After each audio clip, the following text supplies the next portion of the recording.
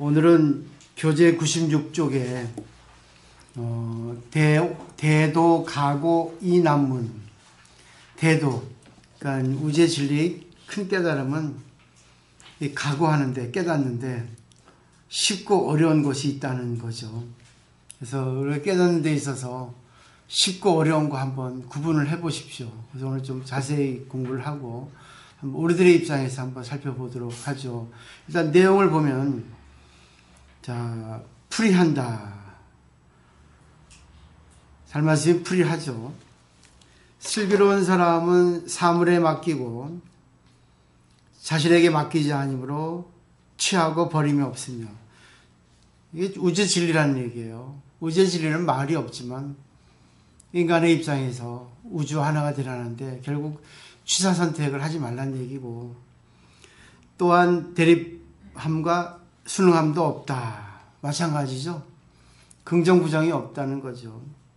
어리석은 사람은, 그 반대의 어리석은 사람은 자신에게 맡기고 사물에 맡기지 아니므로 취함과 버림이 있고 또한 대립함과 순응함이 있다. 우리는 전부 중생이라는 거죠.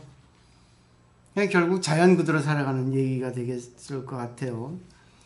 자, 만약 마음을 텅 비우고 활짝 열어 젖혀 인간 세계를 이룰 수 있다면 그야말로 사물에 맡긴 채 시절 인연에 따르는 것이다. 이해는 되시죠? 쉽지는 않지만 결국은 자연 그대로 인연 따라 살아가는 얘기죠. 사물에 맡긴 채 시절 인연에 따르기는 쉬우나 상대에게 정하고 사물을 변화시키는 어렵다. 이건 뭐겠어요? 보살행이죠. 사물이 이쪽으로 오려고 하면 그대로 막힌 채 거부하지 않고 사물이 저쪽으로 가려고 하면 그대로 놓아둔 채 쫓지 않는다. 자, 기가 막히죠. 이미 지은 일은 지났으니 뉘우치지 말라. 아직 오지 않은 일은 그대로 놓아둔 채 생각하지 말라. 이것도 시간적인 개념을 얘기하네요. 이것이 도를 실천하는 사람이다. 사물에 맡겨둘 수 있다면 송두리 채 천하를 위임받더라도 좋다 나쁘다 판단을 자기 중심으로 하지 않는다.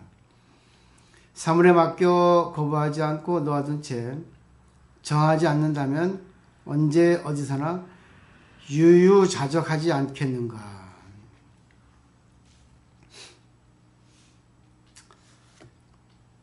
자, 여기까지가 이제 한 단락이에요. 여기까지가.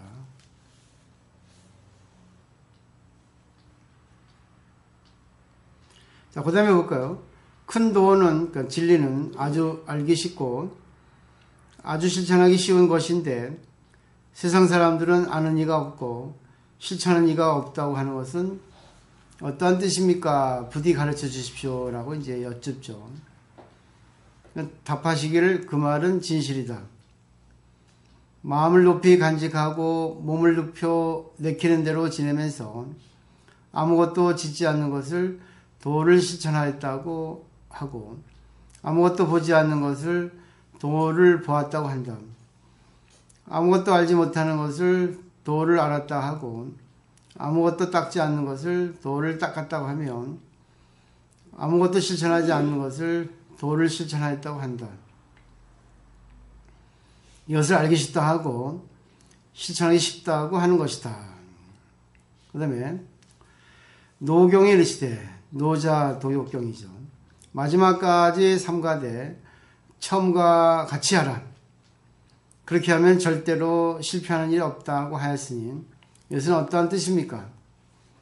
이것은 신의를 품은 사람이 한번 결심하면 영원히 물러서거나 꺾이는 일이 없어서 과거도 변함이 없고 현재에도 변함이 없으니 이것을 과거에도 있고 현재에도 있다고 말하는 것이다. 처음으로 발심하는 것은 현재이지만 현재에서 지난날을 보는 것은 과거이며 과거에서 처음을 보는 것을 현재라고 한다. 대신 큰 마음이 처음부터 끝까지 변하지 않는다면 불법을 있는 사람이라고 한다.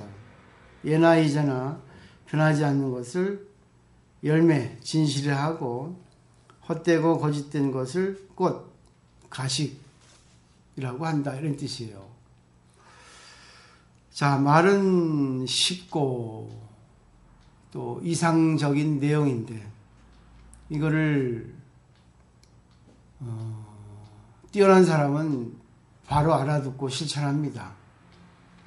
중간인 사람은 배우고 해서 알아들었죠. 그리고 어리석은 사람은 아무리 가르쳐줘도 에이구 뭐 세상이 안 맞아 하고 무시하고 콧방귀 끼고 오히려 더 큰 업을 짓죠. 어디에 해당이 되세요? 저는 뭐 세 번째는 안 되고 두 번째는 되는 것 같아요. 듣자마자 아는 건 아니고 조금 배워서 이제는 알 정도 됐고 그래서 가끔 이제 곤란한 일을 당하죠. 그런 이제 뭐 어쩔 수 없죠. 혼자 살아가는 세상 아니니까. 자, 여기서 이제 한번 제가 이제 설명을 해볼게요. 처음에 이제 내용을 나누면 무조건 사물에 맡기라는 얘기 나오죠. 결국 이거는 우주의 본체가 있는데 우주의 본체는 에너지예요. 에너지는 움직이게 하는 거. 원래 이거 뭐 불교에서는 수냐타, 팽장한다 그런 뜻으로 얘기하죠. 팽장하는데 그것이 공이다. 실체가 없다. 그냥 흘러간다는 거죠. 시간 공간이 흘러가는데 시간 공간에 의해서 그 사람이 자기 업에 따라서 자기의 성향, 자기의 욕망에 따라서 시간을 쓰고 또 관계를 한다. 공간을 활용한다. 근데 거기서 그것이 좋은 것도 있고 나쁜 것도 있다. 인간의 입장에서. 이렇게 볼 수 있겠죠. 근데 이렇게 말씀하신 이유가 초기 불교는 이렇게 얘기해서 인간의 어떤 생각, 자기 중심적인 생각을 버리면 바로 그 깨달은 사람, 아라한이라 했어요. 근데 거기서는 이제 문제가 되는 게 뭐냐면 그 스님들이 위대한데 자기들만 깨닫고 자기만 비웠지 중생세계는 더럽다는 것이 있다는 것을 아는 겁니다. 객관세계는 비우지 못했고 오로지 주관만 비우는 거죠. 왜? 객관이 있어도 객관을 받아들이는 주관이 마음을 비우면 된다 해서 아공, 주관을 비우라 이렇게 가르쳐 주셨어요. 부처님께서는. 대단한 겁니다. 왜? 그 스님들은 철학을 추구하고 오직 진리대로 살아가려고 노력하는데 그것을 찾지 못했기 때문에 고민하고 고생하고 그러죠. 근데 부처님을 만나서 많은 스님들이 깨달아서 아라한이 됐어요. 그것에 의해서 이제 부처님은 이제 세 가지로 나눴죠. 성문, 연각, 보살로. 성문, 연각은 스님들의 가르침인데 성문은 말 그대로 부처님의 진리에 학습을 하는 거죠. 니를 비워라. 네가 원초적으로 가장 네가 살아갈 수 있는 정도의 식욕, 살아갈 수 있는 정도의 것만 충족하고 그 외의 것은 나머지는 찾지 말라 그랬어요. 그러니까 결국은 뭐 우리 인간이지만 인간이 아니게 살아가는 거예요. 그러니까 동물로 식물로 살아가는 거죠. 자기 인위적으로 그렇게 생각하는 것이 없고 그리고 연각이라는 것도 연을 보고 깨닫기 때문에 모든 것이 연에 의해서 좋은 게 나쁜 게 이루어지고 하는구나. 그래서 그거를 내가 깨닫는다면 연에 의해서 내가 휘둘리지 않지 않겠냐. 바라는 것이 없지 않겠냐. 참선을 통해서 모든 것이 인연이니까 그 인연의 굴레를 잘라버리자. 그것도 아공이에요. 그게 이제 성문 이승이라 하죠. 성문 연각. 그죠? 위대한 깨달음입니다. 그래서 부처님 당시 때는 그걸 아라한이라 했어요. 무학이라고 되어 있죠. 배울 게 끝났다는 거죠. 배울 게 없다는 거죠. 왜? 추가할 게 없어요. 그냥 인간 그대로 자연 그대로 살아가면 되는 거니까. 근데 대승불교가 와서는 똑같이 이제 아라한이 있는데 부처님이라 하는 것은 이제 그 호칭이죠. 초기불교도 아라한을 부처님이라 했고 대승불교도 아라한을 부처님이라 해요. 근데 대승불교에서의 아라한은 법공까지 됩니다. 법공은 뭐냐면 객관세계도 공이라는 거죠. 나도 비웠고 객관도 비웠고, 그러니까 나도 좋은 거 나쁜 거 없고 객관세계도 좋은 게 나쁜 게 없어요. 아공 법공이에요. 그러다 보니까 주관 객관이 없으니까 그 주관 객관이 아무리 만나도 만난 바가 없고 한 바가 없고, 아까 뒤에 나오는 것처럼 없죠. 그러니까 나도 공이고 상대도 공이에요. 그리고 모든 게 공입니다. 다 공으로 가는 거예요. 그게 대승불교의 부처님이에요. 그래서 여기 처음에 뭐예요? 슬기로운 사람은 사물에 맡기고 자신에게 맡기지 않으므로 취하고 버림이 없으며 또한 대립함과 수능함도 없다 했죠. 깨달았죠. 근데 초기 불교에서 아라한들은 자기만 비우는 거예요. 객관세계는 좋은 게 나쁜 게 있어요. 상이 있어. 그래서 상불교를 합니다. 그러니까 제일 중요한 거는 자기가 어떻게 진리를 받아들이냐는 것의 문제 포인트입니다. 대승불교에서 부처님이라는 것은 아라한이라 하더라도 대승 아라한이에요. 아공에서 법공까지 나가고 구공까지 나간 아라한이란 말입니다. 그게 결국 뭐예요? 나도 비웠지만 나도 어떤 객관세계를 보고 객관세계 초월해서 내가 없다 이렇게 하지만 대승불교에서 대승 아라한은 나도 없지만 니도 없다. 다 없다. 마찬가지예요. 그러니까 어떤 사물을 봐도 좋고 나쁜 게 없는 거예요. 내 입장에서 좋고 나쁜 게 없는 거예요. 이게 바로 부처님이에요. 할 수 있겠어요?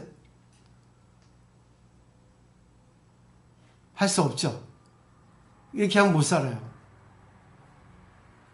근데 왜 이렇게 말을 하는가 하면 부처님이 되지 않으면 이론으로 정립하지 않으면 그 이론을 갖다가 실천할 수 없거든요. 활용할 수 없거든요. 이론을 알아야 됩니다. 근데 우리는 부처님이 될 수 없어요. 자, 서승불교에서의 부처님 아라한이라는 거는 될 수 있어요. 왜? 내가 모든 걸 비워버리고 그냥 아무것도 안 하면 돼. 근데 대승불교의 부처님은 될 수 있는 것 같지만 될 수 없어요. 왜? 절대 아무런 그런 그 개념이 형성될 수가 없거든요. 부처님이 될 수 없어요. 그걸 예를 들면 우리가 우주가 될 수 있겠어요? 부처님 우주인데 부처님 자연이라고 생각하면 이해되겠죠? 우리가 자연이 될 수 있을까요? 자연이 될 수 없죠. 그죠? 그렇지만 자연은 우리가 알죠. 자연을 알고 자연에 맡기고 하려 하죠. 지금 추워요. 꽃샘 추위라. 근데 보세요. 난로를 틀고 있잖아. 내가 추운 건 싫으니까 난로 틀은 거예요. 못 하잖아요. 그죠? 못 살아요. 부처님 되는 거는. 근데 우리가 우주, 자연은 이렇기 때문에 이런 걸 좀 닮아가자 하는 거죠. 이대로 살아간다면 문명 문화가 없어요. 그러니까 인간은 그러면 인간이라고 할 수 없이 그냥 동물밖에 안 돼요. 근데 여기서 또 하나 설정이 있습니다. 보살.